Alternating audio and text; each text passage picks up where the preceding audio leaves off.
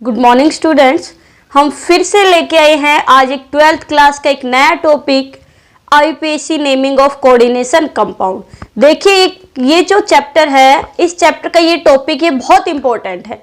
ये आपसे हर साल, चाहे आपका कोई बोर्ड एग्जाम हो या आप नीट जेई मेंस किसी की भी आप प्रिपरेशन कर रहे हो, कोई भी कॉम्पिटिटिव एग्जाम्स की, तो उसमें ये एक क्वेश्चन है, कंपलसरी है कि वो आपका IUPAC naming of coordination compound से आएगा ही आएगा। सो ध्यान से पढ़िए। चलिए स्टार्ट करते हैं। Let's start. तो IUPAC नेमिंग में कुछ हमें रूल्स फॉलो करने पड़ेंगे। क्या करने पड़ेंगे? कुछ रूल्स फॉलो करने पड़ेंगे। तो हमें पढ़ना है नेमिंग ऑफ कोऑर्डिनेशन कंपाउंड, और नेमिंग ऑफ कोऑर्डिनेशन कंपाउंड में हमें पढ़ना है IUPAC नेमिंग। अब देखिए, सबसे पहले हम जब किसी भी कंपाउंड का नाम लिखते हैं तो सबसे पहले हमें लिखना होता है कैटाइन का नाम। तो यहां भी वही है, जब भी आप किसी भी कोऑर्डिनेशन कंपाउंड की नेमिंग स्टार्ट करेंगे तो सबसे पहले आपको नाम लिखना है नेम ऑफ द कैटाइन। क्या लिखना है? कैटाइन का नाम लिखना है। आपको उस कैटाइन के साथ उसकी क्वांटिटी नहीं लिखनी है, आपको सिर्फ उस कैटाइन का क्या लिखना है? नाम लिखना है। अब हम आगे चलते हैं कॉम्प्लेक्स कंपाउंड की तरफ कि अगर वो कैसा है, सबसे पहले हमें क्या लिखना है? Always the name cation first irrespective the type of the compound. भी अगर कंपाउंड में है तो। सेकंड, अगर कॉम्प्लेक्स है वो पॉजिटिवली चार्ज और न्यूट्रल है। कैसा है? पॉजिटिवली चार्ज और न्यूट्रल है। तो हमें क्या करना है भाई? सबसे पहले हमने लिख दिया कॉम्प्लेक्स में जो भी कोऑर्डिनेशन कंपाउंड है उसमें किसका नाम? कैटाइन का नाम। फिर हमें क्या लिखना है? लिगैंड लिखना है। किसका नाम लिखना है? लिगैंड। बट लिगैंड के नाम से पहले सबसे पहले हमें लिखनी पड़ेगी लिगैंड के नंबर ऑफ द लिगैंड। 1 है तो ठीक है, सीधा लिखेंगे। 2 है तो क्या लगाएंगे? डाई। 3 है तो क्या लगाएंगे? ट्राई। 4 है तो क्या लिखेंगे? टेट्रा। 5 है तो क्या लिखेंगे? पेंटा। 6 है तो क्या लिखेंगे? हेक्सा। ऐसे उस लिगैंड का नंबर लिखेंगे। लिगैंड के नंबर के बाद क्या लिखेंगे? Name of the ligand. क्या लिखेंगे? लिगैंड का नाम लिखेंगे। और अगर if the quantity of ligand is more than 1 then they are written in alphabetically order. कि भाई अगर एक से ज्यादा लिगैंड है तो उनको अल्फाबेटिकली लिखना पड़ेगा, कि जो पहले आता है नेम अल्फाबेटिकली वो पहले और बाद वाला बाद में। तो सबसे पहले हमने क्या लिखा? Right the number of the ligand लिखा। उसके बाद क्या लिखा? लिगैंड का नेम लिखा। अगर एक से ज्यादा है तो उनको अल्फाबेटिकली ऑर्डर में लिखेंगे। भाई किसी भी कोऑर्डिनेशन कंपाउंड में सबसे पहले हमने कैटाइन लिखा, ठीक है। फिर हमने क्या लिखा? कैटाइन के बाद हमने क्या लिखा? लिगैंड के नंबर लिखे। फिर हमने क्या लिखा? लिगैंड का नाम लिखा, उसको अल्फाबेटिकली ऑर्डर में लिखा। फिर हमें क्या लिखना है? Then name of the metal ion. उसके बाद हमें उस सेंट्रल मेटल एटम का नाम लिखना है विद इट्स ऑक्सीडेशन स्टेट, उसकी ऑक्सीडेशन स्टेट के साथ। और एंड में हमें क्या लिखना है? लास्ट में हमें लिखना है finally right the name of the A9. किसका नाम लिखना है? एनाइन का नाम लिखना है।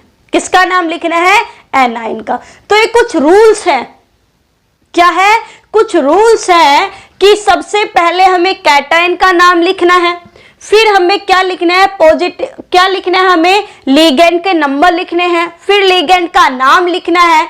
और लास्ट उसके बाद क्या लिखना है? सेंट्रल मेटल एटम का नाम लिखना है। उसके साथ उसकी ऑक्सीडेशन स्टेट लिखनी है। और लास्ट में हमें क्या लिखना है? Finally right the name of the A9. और लास्ट में हमें क्या लिखना है? एनाइन का नाम। तो ऑब्वियसली ये सारे रूल हमें क्या करने पड़ेंगे? फॉलो करने पड़ेंगे।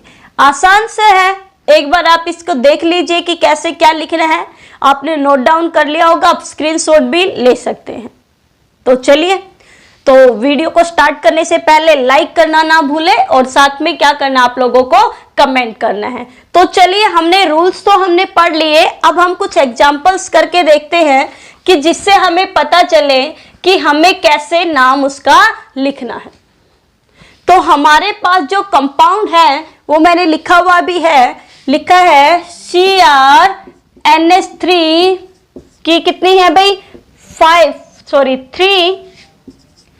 H2O की भी कितनी है थ्राइस, और ये कोऑर्डिनेट कॉम्प्लेक्स कंपाउंड और लास्ट में क्या है Cl3। आपको पता है पूरा कोऑर्डिनेशन कंपाउंड है स्क्वायर ब्रैकेट में, तो ये हमारे पास हो गया कॉम्प्लेक्स कंपाउंड। यहां पर देखिए क्या है Cl3 मतलब लास्ट में है एनाइन। भाई Cl के ऊपर कौन सा चार्ज आता है नेगेटिव, तो ये क्या हो गया एनाइन। अगर ये एनाइन है तो ये क्या होगा कैटायन।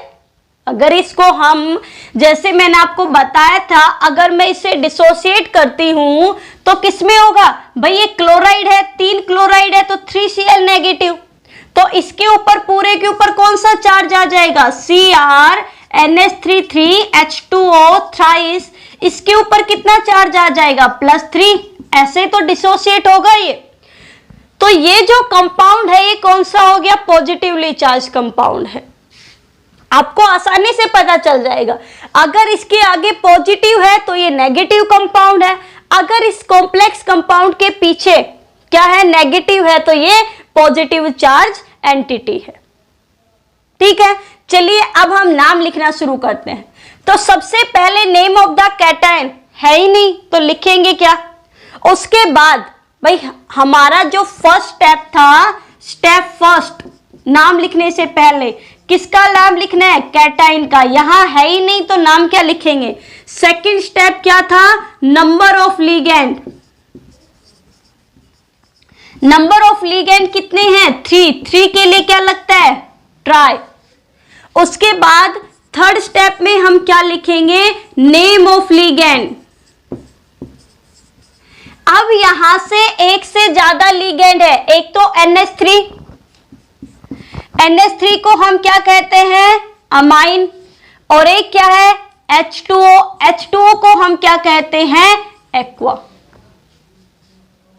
है ना, ये लिखना है। और लास्ट में हमें क्या लिखना है, ये सारी चीजें लिखने के बाद लास्ट में हमें क्या लिखना है, लास्ट में हमें लिखना है नेम ऑफ द एनाइन। अब यहां आप ध्यान रखोगे कि लास्ट में जो इस स्क्वायर ब्रैकेट के बाहर है कॉम्प्लेक्स एंटिटी के बाहर है, कभी भी उसकी क्वांटिटी उसके साथ नहीं लिखी जाएगी। यानी यहां पर 3 क्लोराइड है तो आप ये नहीं लिखोगे ट्राइक्लोरो, नहीं, आप सीधा लिखोगे यहां पर जो एनाइन है वो Cl है, और Cl को एनाइन में क्या कहते हैं हम क्लोराइड। यानी लास्ट में हम क्या लिखेंगे नेम ऑफ एनाइन। तो चलिए लिखे नाम, चलिए तो हम क्या लिखेंगे भाई, दो है हमारे पास, एक है एक्वा एक अमाइन, तो अल्फाबेटिकली पहले अमाइन आएगा या एक्वा आएगा, अमाइन आता है भाई, पहले एम आता है फिर क्या आता है क्या हुआ आता है, तो पहले अमाइन, कितने अमाइन है 3, तो क्या लिखे हम ट्राई अमाइन, फिर क्या है ट्राई एक्वा, भाई 3 के लिए क्या आता है ट्राई, और H2O के लिए क्या लगता है एक्वा। ये क्या है क्रोमियम, क्या है ये क्रोमियम, और क्रोमियम की ऑक्सीडेशन स्टेट निकालिए कितनी निकलेगी भाई। चलिए अगर मैं यहां पे अब इसको रब कर दूं, अगर इसकी हम ऑक्सीडेशन स्टेट निकालेंगे, इससे पिछली वीडियो में आपको सिखाया गया है ऑक्सीडेशन स्टेट कैसे निकालते हैं, नहीं निकाली है, नहीं आती है तो एक बार उस वीडियो को जाकर देखिए।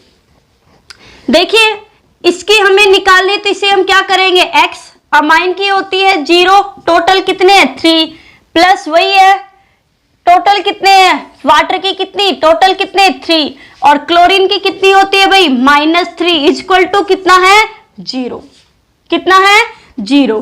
तो x इक्वल टू कितना हो जाएगा, माइनस इधर जाएगा तो कितना हो जाएगा 3, यानी यहां पर जो क्रोमियम की ऑक्सीडेशन स्टेट है वो 3 है।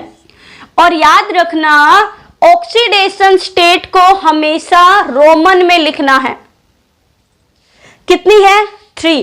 तो यहां तक हमारा नाम हो गया कंप्लीट। अब लास्ट में एनाइन का नाम क्या है क्लोराइड, ये लीजिए, तो ये हो गया इसका आयुपेसी नेम। क्या हो गया ये इसका IUPAC नेम। ठीक है, सबसे पहले क्या लिखते हैं, कैटाइन लिखते हैं, फिर क्या लिखते हैं, लिगेंड के नंबर लिखते हैं, फिर लिगेंड का नाम लिखते हैं, और सबसे एंड में क्या लिखेंगे हम, एनाइन लिखेंगे। क्या लिखेंगे, एनाइन। तो चलिए अब एक और करते हैं, एक और नेमिंग करते हैं। अगर जो कॉम्प्लेक्स एंटिटी हो, अगर वो कैसी हो, नेगेटिवली चार्ज्ड हो, बस थोड़ा सा डिफरेंट आएगा कि अगर वो नेगेटिवली चार्ज्ड हो तो कैसे लिखेंगे। If complex compound is negatively charge, भाई हमने लिखा था पॉजिटिवली चार्ज, अगर वो नेगेटिवली चार्ज्ड है तो सबसे पहले वही है, सबसे पहले वही स्टेप है, नेम ऑफ द कैटाइन। सबसे पहले हमें किसका नाम लिखना है, कैटाइन का। सेकंड स्टेप क्या होगा, लिगेंड में क्या बताया था, number of ligand. Third step क्या था, नंबर ऑफ लिगेंड के बाद क्या लिखेंगे, नेम ऑफ लिगेंड। और नेम ऑफ लिगेंड को हम कैसे लिखेंगे, अल्फाबेटिकली।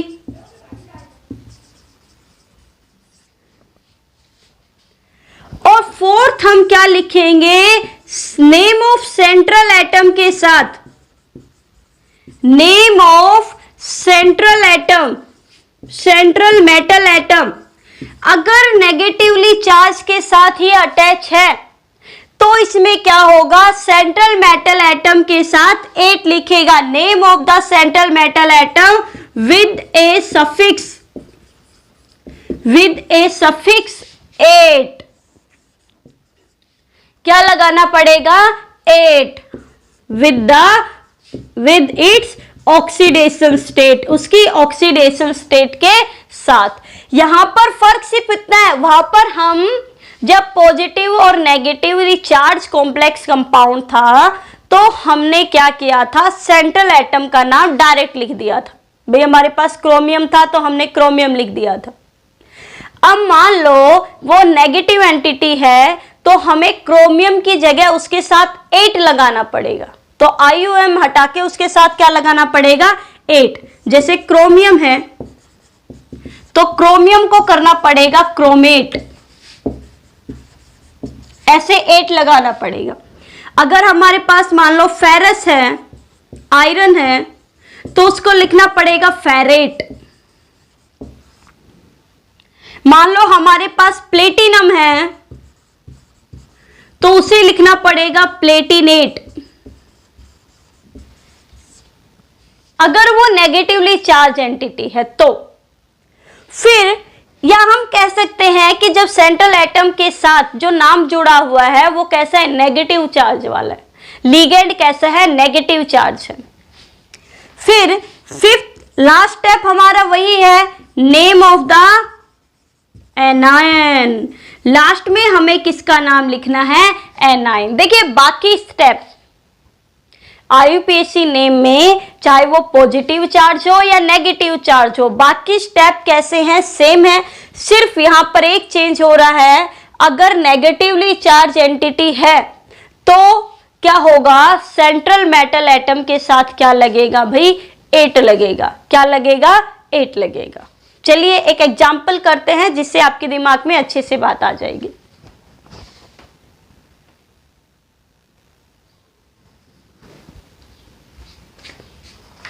तो चलिए अब हम एक एग्जाम्पल कर लेते हैं, इसका भी आपने लिख लिया होगा। इसका जो एग्जाम्पल है अब वो हमारे पास है भाई K4FeCl6। ये हमारे पास एक कॉम्प्लेक्स कंपाउंड है। तो अब आपको पता है पोटेशियम है वो पॉजिटिवली चार्ज है, तो ऑब्वियसली ये एंटिटी कैसी होगी भाई, नेगेटिवली चार्ज। तो नेगेटिवली चार्ज हो गया ना कॉम्प्लेक्स कंपाउंड, लिगेंड जो है वो कैसा हो गया, नेगेटिव हो गया। तो चलिए अब इसका नाम लिखते हैं। तो हमारे पास फर्स्ट स्टेप क्या था, नेम ऑफ द कैटायन। और आपको फिर कह रही हूं कैटायन और एनाइन के साथ उसकी नंबरिंग नहीं लिखी जाएगी, कि वो 4 है, 3 है, 2 है, नहीं, सिर्फ कैटायन का नाम लिखना पड़ेगा। तो K4 यानी क्या है, पोटेशियम। सेकेंड स्टेप हम क्या लिखेंगे, नंबर ऑफ द लिगेंड। भाई CN6 ही तो लिगेंड है, टोटल कितने हैं, 6 के लिए क्या यूज करते हैं हम, हेक्सा। CN को क्या कहेंगे, साइनो। भाई CN क्या कहते हैं हम, साइनो। फिर क्या है, अब ये नेगेटिव चार्ज है तो Fe के लिए क्या लगेगा, लास्ट में 8 लगेगा, तो क्या लिखेंगे हम, फेरेट। क्या लिखेंगे, फेरेट। और इसके साथ क्या लिखेंगे, इसकी ऑक्सीडेशन स्टेट। चलिए निकालते हैं ऑक्सीडेशन स्टेट, FeCN6। K4 यानी कितना प्लस चार्ज, 4 प्लस Fe की निकालनी है, कितना लगेगा, X। एक CN के ऊपर कौन सा चार्ज आता है, 1 नेगेटिव, तो टोटल कितने हैं, 6, और एक के ऊपर कितना, 1 नेगेटिव, टोटल यहां पर 0 चार्ज है। चलिए 4 plus x minus 6 equal to 0, यानी x equal to 6 minus 4 equal to कितना हो गया, 2। तो इसकी ऑक्सीडेशन स्टेट कितनी आ गई, 2। ये हो गया इस कंपाउंड का नाम। आ गया होगा आपको अच्छे से समझ में। चलिए और करते हैं।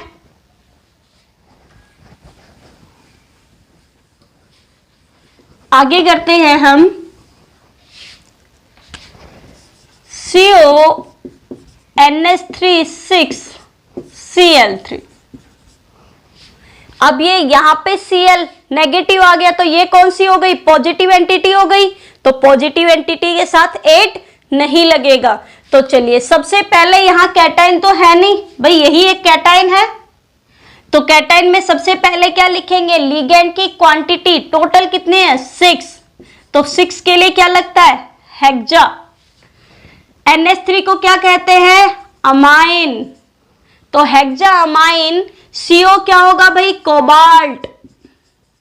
अब इसके साथ क्या लिखनी पड़ेगी, इसकी ऑक्सीडेशन स्टेट, और फिर क्या लिखना पड़ेगा, एनाइन का नाम। तो ऑक्सीडेशन स्टेट निकालिए, CONH3 6Cl3।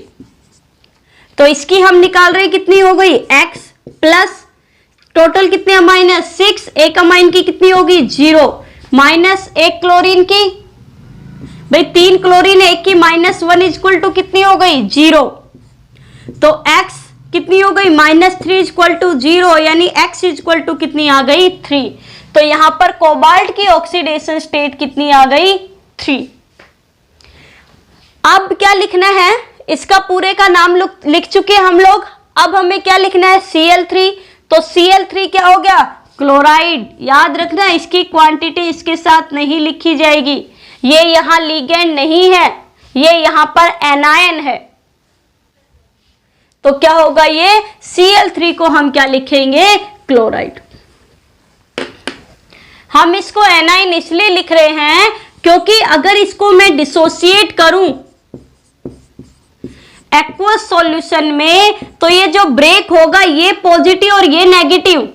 देखिए Cl नेगेटिव आता है, कितने Cl है, 3, तो 3 नेगेटिव हो गए ना भाई, एक क्लोराइड के ऊपर -1, तो 3 कितने हो गए, 3 नेगेटिव। तो इस पूरे कॉम्प्लेक्स के ऊपर कितने आ जाएंगे, कितना पॉजिटिव चार्ज आएगा, 3 पॉजिटिव। ये ऐसे ब्रेक होगा, ये एक कैटायन और ये 3 एनायन, टोटल कितने आयन बनेंगे, 4 आयन। दोबारा देखो, ये इस पॉजिटिव और नेगेटिव में ब्रेक हो गया, कितना कैटायन बन रहा है भाई, टोटल कैटायन के ऊपर +3 चार्ज है, कितना बन रहा है, 1। कैटायन की क्वांटिटी कितनी है, 1, और एनायन की क्वांटिटी कितनी है, 3। तो टोटल आयन कितने हो गए, 3 और 1 4। तो इस तरीके से हमें करनी है किसी भी कंपाउंड की IUPAC नेमिंग। तो आई होप आपको अच्छे से समझ में आ रहा होगा। और एग्जांपल लेते हैं,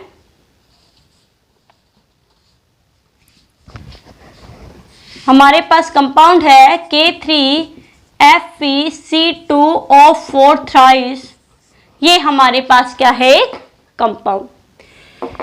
तो पहले चेक कर लीजिए नेगेटिव है या पॉजिटिव। तो देखिए अगर यहां पॉजिटिव है तो ऑब्वियसली ये पूरा कंपाउंड कैसा मिलेगा, नेगेटिव मिलेगा। तो सबसे पहले नेम ऑफ द कैटायन के लिए क्या लिखेंगे, पोटेशियम।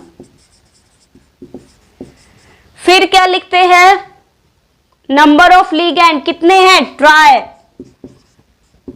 C2O4 ऑक्जालेटो, क्या इसका नाम, ऑक्जालेटो। और Fe, भाई अगर इस नेगेटिव एंटिटी है तो इसके साथ क्या लगेगा, 8, तो क्या हो गया ये, फेरेट। अब इसका ऑक्सीडेशन नंबर निकालिए। चलो एक बार आप कोशिश कीजिए।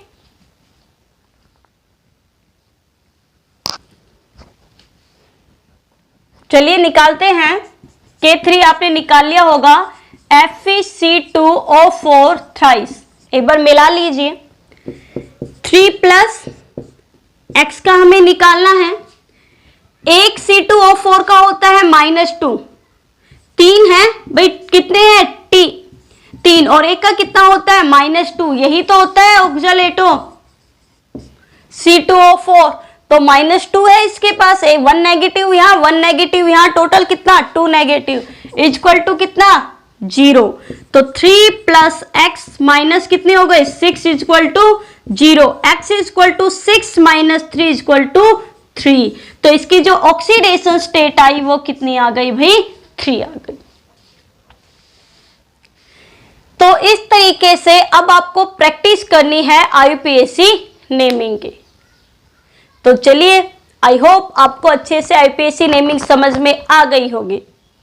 तो वीडियो को लाइक और उसके ऊपर कमेंट करना ना भूलें, और साथ में मिलेंगे एक नई वीडियो के साथ कल। तब तक के लिए आप पढ़ते रहिए। Thank you.